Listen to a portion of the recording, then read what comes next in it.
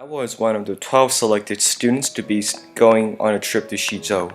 One of the main goals for us in Microcampus is to identify ourselves when we are far, far away from our usual lifestyle. Because everyone has different plans during Microcampus, we are required to share our memories using this movie right now. Like everyone else, I am here to talk about my own Unichoir and original journey throughout this month, which included both positive and negative moments along this amazing journey. Because the project I chose is about general healthcare in Xizhou, my own personal journey throughout Microcampus certainly involves talking and learning about my topic throughout talking to local villagers. This also made my thesis: are Xizhou villagers more healthier than citizens back at Shanghai? The Great Leap Forward is responsible for millions and millions of people's death in China. During the process, all these people died mostly because of starvation, exhaustion, and other work-related causes. Those who does survive the 5 years of the Great Leap Forward is considered very lucky afterwards, since they endured an uncountable number of very difficult obstacles, which 9 million people alone died because of the disastrous event.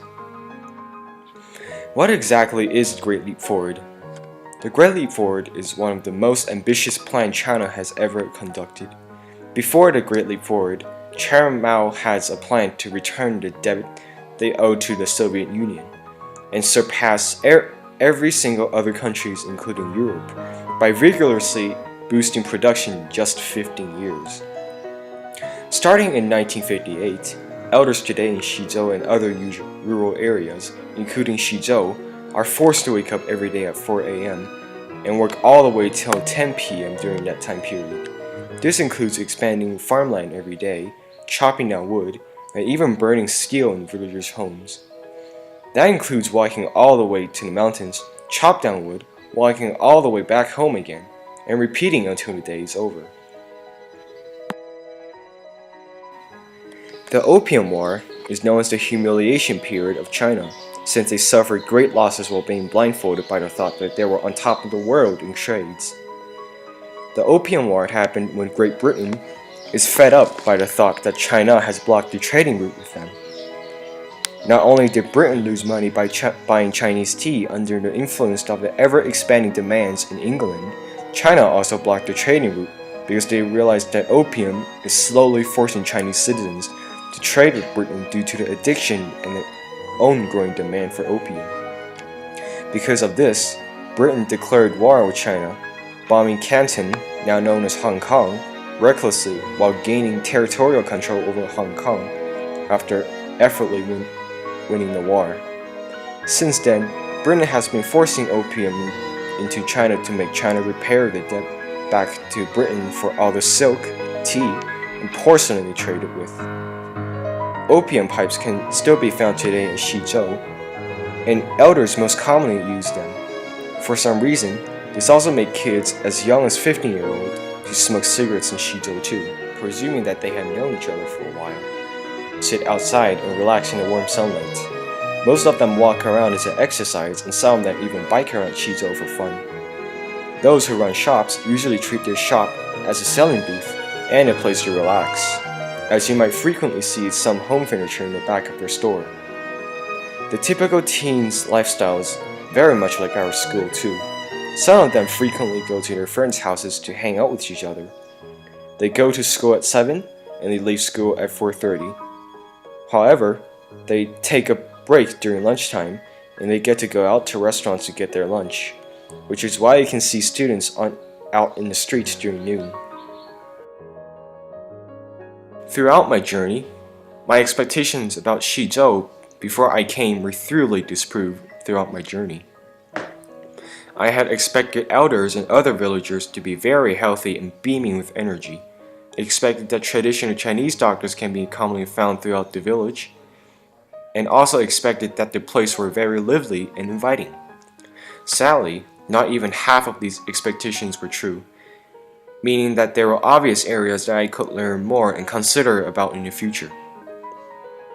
I have learned that Xizhou is basically another version of a typical Chinese town, except a whole lot less quieter due to the number of cars around. Xizhou also contains a lot more elders than cities, but there are less adults around the area, presuming that they have went to work in other big cities like Shanghai. One of the most surprising moments I had during this trip is that I have learned that the elders today has experienced through one of the most difficult and deadly times in China. It was very astonishing for me since I was barely aware about how the past events has affected elders in this village too.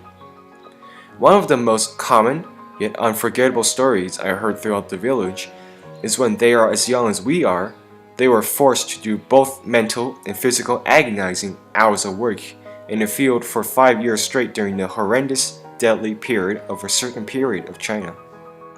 Another memorable speech that they told me is that there is no such thing as showing off how strong physically fit you are.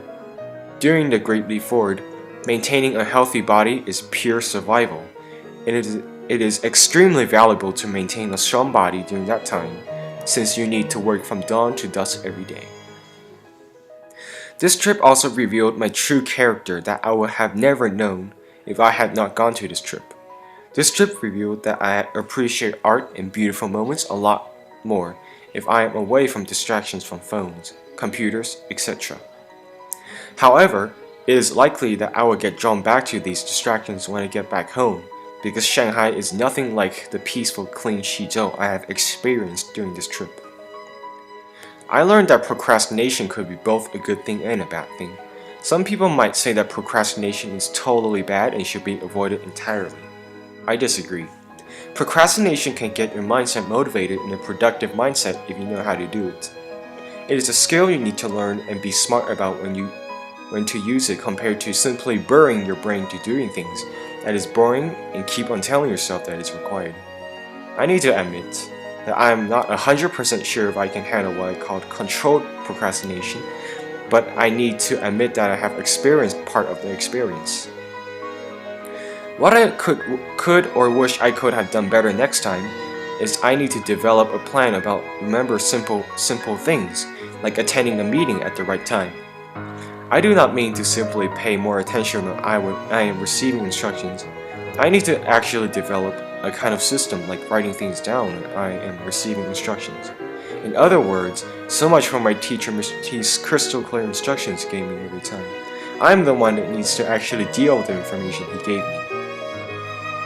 My final thoughts about this trip are that this trip is not worth going if you have already been to numerous old Chinese towns already. This trip will rather be a bit dull and boring since you already know what is going on in the typical old Chinese town. However, if this is your first couple times visiting an old Chinese town, this trip is worth going since there is a lot of interesting aspects of China to explore about. This trip can reveal your true inner self, and I think it will be exceptionally helpful for the ones that want a challenge.